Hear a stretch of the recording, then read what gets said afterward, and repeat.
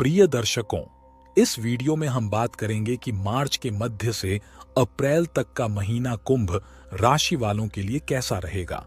हम विस्तार में जाएंगे क्योंकि कई रोमांचक चीजें हो रही हैं। हम सभी विषयों पर चर्चा करेंगे क्योंकि कुंभ राशि के लोग पिछले कुछ सालों में बहुत सी अच्छी और बुरी चीजों से गुजर रहे हैं। शनि की 7.5 का होना सामान्य बात है। शनि अच्छी स्थिति में नहीं था और चीजें ठीक नहीं चल रही थीं। धन और नौकरी के मामले में आपकी किस्मत विशेष रूप से कठिन दौर से गुजर रही थी। यदि आपके जीवन के हर क्षेत्र में समस्याएं थीं और चीजें गलत हो रही थीं, तो इसका कारण आपका राशिफल हो सकता है। आपकी कुंडली एक विशेष चार्ट की तरह होती है जो इस आधार पर बनाई जाती है कि आपका जन्म कब और कहां हुआ था। यदि आपकी कुंडली में शनि नामक ग्रह अच्छी स्थिति में नहीं है, तो यह समस्याएं पैदा कर सकता है। यदि आपकी कुंडली के कुछ हिस्सों में शनि कमजोर है या खराब स्थिति में है, तो इसका मतलब यह हो सकता है कि आपको कार्यस्थल पर पदोन्नति नहीं मिलेगी या आपका व्यवसाय अच्छा नहीं चलेगा।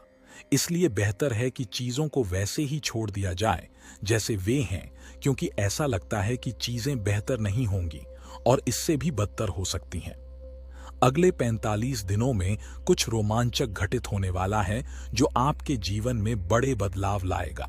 बस मेरे निर्देशों का पालन करें और आश्चर्यजनक चीजें घटित होंगी।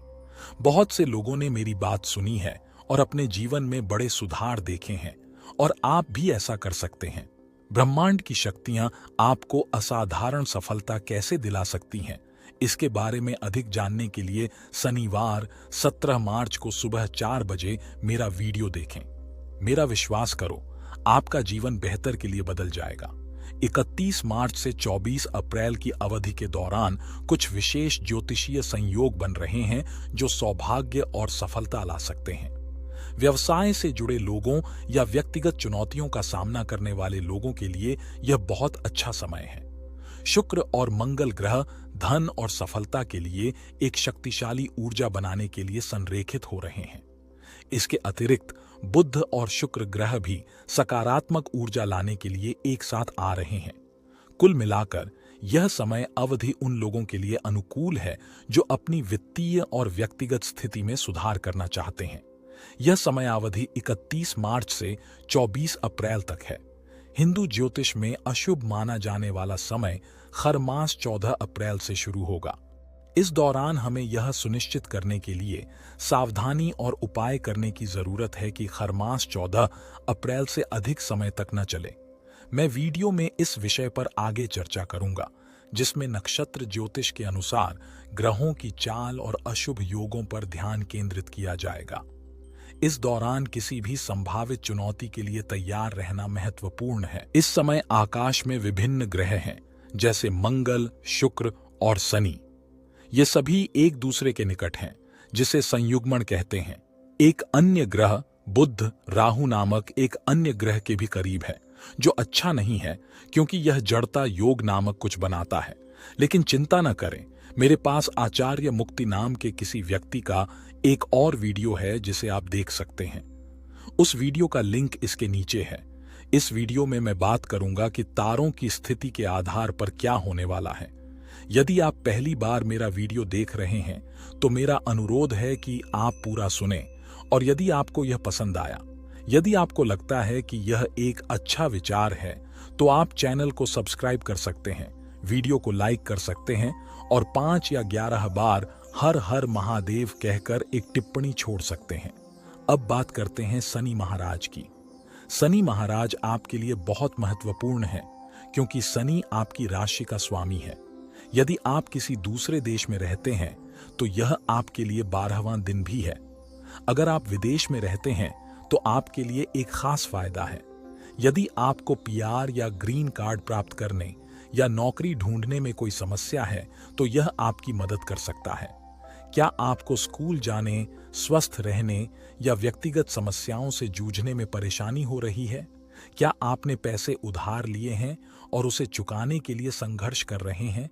यदि आप स्कूल या काम के लिए किसी दूसरे देश में जाना चाहते हैं तो प्रयास करने का यह एक अच्छा समय है। बस सावधान रहना सुनिश्चित करें और कुछ महत्वपूर्ण चरणों का पालन करें। यदि आप अक्सर अच्छा महसूस नहीं करते हैं तो अपने स्वास्थ्य का ध्यान रखने से आपको बेहतर महसूस करने में मदद मिलेगी। यह महत्वपूर्ण है कि आप अपनी दैनिक दिनचर्या पर कायम रहें और मैं जो कहता हूं उसे सुनें। अब बात करते हैं शनि के नक्षत्र में होने की, जैसे 6 अप्रैल को पूर्वा भाद्र में शनि महाराज यह पाद नक्षत्र में चला जाएगा, जो बृहस्पति का नक्षत्र है। आपकी राशि के आधार पर बृहस्पति वह ग्रह है जो आपको पैसा कमाने में मदद कर सकता है और यह आपकी आय के स्रोत से जुड़ा है। इसलिए यदि आपके पास पैसा है तो और अधिक पैसा आएगा। अगर आप कोई नया बिजनेस या स्टार्टअप शुरू करना चाहते हैं लेकिन चीजें ठीक नहीं चल रही हैं तो उसके लिए पैसा महत्वपूर्ण होगा। इस वजह से चीजें सुचारू रूप से नहीं चल रही हैं और इससे कुछ समस्याएं पैदा हुई हैं। लेकिन चिंता न करें, हम समाधान निकाल लेंगे और चीजें बेहतर हो जाएंगी। धन और संपत्ति को लेकर कुछ समस्याएं हो सकती हैं, लेकिन हम उन्हें सुलझा लेंगे। अगर परिवार में कोई मतभेद है तो उसे सुलझाने के लिए हम मिलकर काम करेंगे। चाहे आपका परिवार बड़ा हो या छोटा, साथ मिलकर काम करना हमेशा अच्छी बात है। अभी शनि बृहस्पति के समान आकाश के उसी क्षेत्र में होगा और मंगल भी 10 अप्रैल से शुरू होने वाले पूर्वा भाद्रपद नक्षत्र नामक भाग्यशाली नक्षत्र में होगा। यह एक अच्छा संकेत है क्योंकि शनि और मंगल दोनों बृहस्पति से जुड़े हुए हैं। मंगल को कर्म का ग्रह कहा जाता है, इसलिए जब यह इस नक्षत्र में होता है तो इसका मतलब है कि आपकी सारी मेहनत आखिरकार रंग लाएगी और आपको अपने प्रयासों में सफलता मिलेगी। चाहे आप बैंक में या किसी अन्य क्षेत्र में काम करते हों, आप अपने प्रयासों के लिए वित्तीय पुरस्कार देखने की उम्मीद कर सकते हैं। यदि आप एक विक्रेता या विपणनकर्ता हैं, या यदि आप किसी स्कूल में काम करते हैं या आपका अपना स्कूल है, या यदि आप कॉलेज में पढ़ाते हैं या प्रिंसिपल या अनुबंध शिक्षक हैं, तो एक नया सत्र शुरू हो गया है। इसका मतलब यह है कि शिक्षकों और छात्रों को काम करने और पैसा कमाने के अवसर मिलेंगे, जिनमें ऑनलाइन या ऑनलाइन कोचिंग सेंटर चलाने वाले लोग भी शामिल होंगे। छात्रों के लिए पर्याप्त संसाधन होंगे ताकि वे सीख सकें और सफल हो सकें। क्या आप जानते हैं कि कभी-कभी आप कैसा महसूस करते हैं और चीजें ठीक नहीं चल रही होती हैं? खैर, मंगल नामक एक ग्रह है जो एक विशेष तरीके से घूम रहा है, जो वास्तव में आपको बेहतर और अधिक आत्मविश्वास महसूस करा सकता है। पहले आपको घर पर और घर या कार खरीदने में कुछ समस्याएं हुई होंगी। आपको ऐसा महसूस हुआ होगा कि आप फंस गए हैं और आपको अपने दोस्तों और परिवार से ज्यादा मदद नहीं मिल रही है। और हो सकता है कि आपको रिश्तों और अपने निजी जीवन में परेशानी हो रही हो। लेकिन अब इन सब से कुछ अच्छा निकल कर आ रहा है।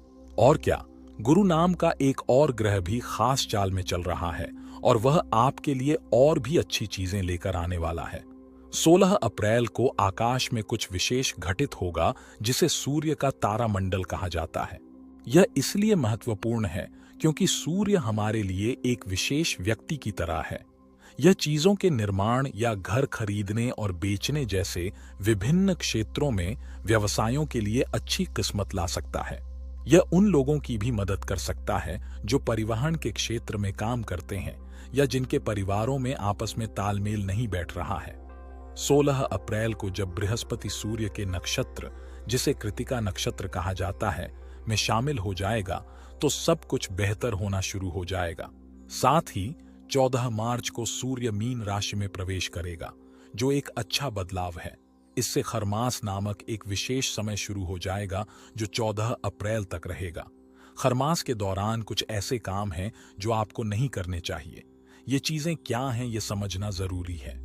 सबसे पहले तो आपको इस दौरान लोगों या चीजों को नाम नहीं देना चाहिए।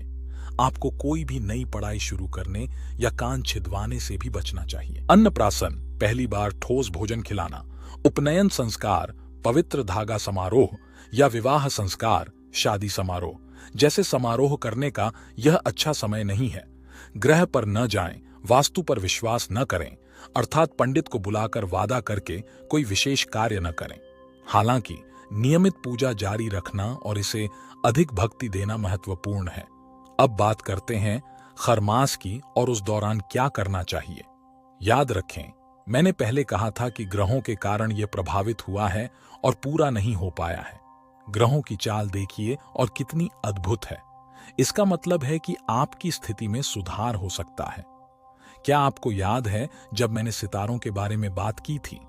आकाश में तारे अद्भुत हैं और जब 14 मार्च को सूर्य मीन नामक एक निश्चित राशि में प्रवेश करता है तो आपको जल्दी उठना चाहिए और सूर्य को जल चढ़ाना चाहिए।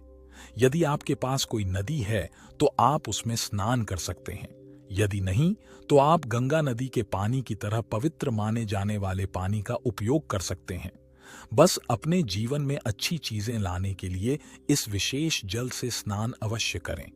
कुछ अन्य काम करने के बाद आपको एक विशेष बर्तन में पानी भरना होगा और उसमें चंदन, चावल और फूल भी डालने होंगे।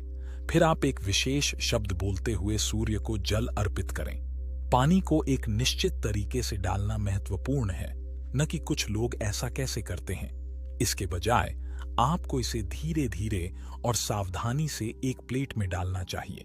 केवल थोड़े से पानी का उपयोग करें और फिर इसे सूर्य को अर्घ्य के रूप में जमीन पर डालें।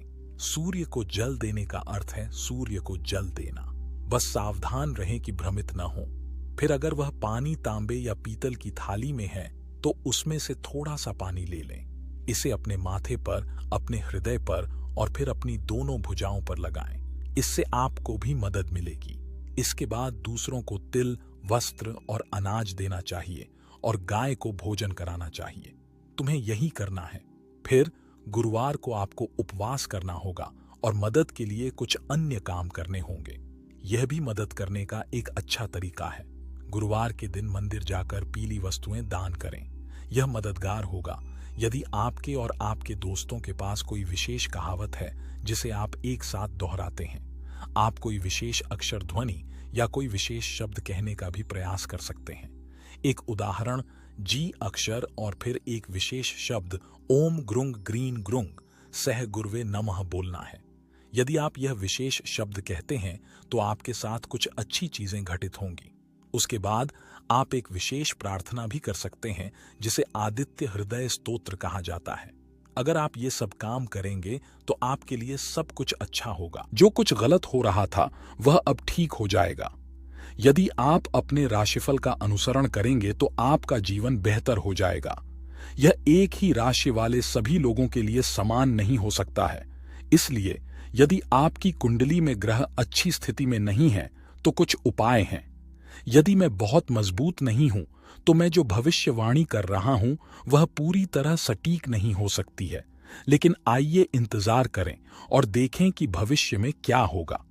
यदि आप अधिक जानना चाहते हैं तो आप नीचे दिए गए नंबर पर हमसे संपर्क कर सकते हैं और हमारे प्रतिनिधि से बात कर सकते हैं। आप प्रतिनिधि के माध्यम से मुझसे बात करने के लिए अपॉइंटमेंट भी शेड्यूल कर सकते हैं। अगर आपको यह वीडियो अच्छा लगा हो तो कृपया चैनल को सब्सक्राइब करें, वीडियो को लाइक करें और कमेंट सेक्शन में 5 या 11 बार हर हर महादेव लिखें। क्या मैं थोड़ी देर के लिए हर हर महादेव बोल सकता हूं?